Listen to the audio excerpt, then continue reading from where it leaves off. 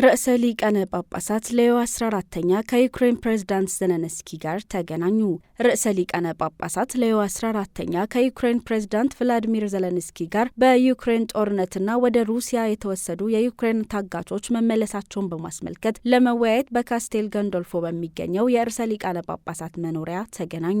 የቅድስት መንበር የፕሬስ ጽሕፈት ቤት ባወጣው መግለጫ እንዳስታወቀው ውይይታቸው በዋናነት በሩሲያ ዩክሬን ጦርነት ላይ ያተኮሩ መሆናቸውን አስታውቋል። ርዕሰ ሊቃነ ጳጳሳቱ ቀጣይነት ያለው ውይይት አስፈላጊነት ላይ አጽንኦት ሰጥተው የተናገሩ ሲሆን ቀጣይነት ያለው ዲፕሎማሲያዊ ጥረቶች ፍትሐዊና ዘላቂ ሰላም እንደሚያመጡ ገልጸዋል። የዩክሬን ፕሬዝዳንት ቭላዲሚር ዘለንስኪ በተመሳሳይ ሁኔታ ከ5 ወራት በፊት ከርዕሰ ሊቃነ ጳጳሳት ሌዮ 14ኛ ጋር በካስቴል ገንዶልፎ በሚገኘው የርዕሰ ሊቃነ ጳጳሳት መኖሪያ ተገናኝተው ተወያይተው ነበር። ቅዱስነታቸው በጦርነቱ ምክንያት ሰለባ ለሆኑ ሰዎች ያላቸውን ሐዘኔታ ገልጸው ለዩክሬን ሕዝብ እንደሚጸልዩ ተናግረዋል። ርዕሰ ሊቃነ ጳጳሳቱ ቫቲካን ዩክሬንንና ሩሲያን ለማሸማገል አሁንም ዝግጁ መሆኗን በድጋሚ ያረጋግጠዋል። መረጃው የቫቲካን ዜና አገልግሎት ነው።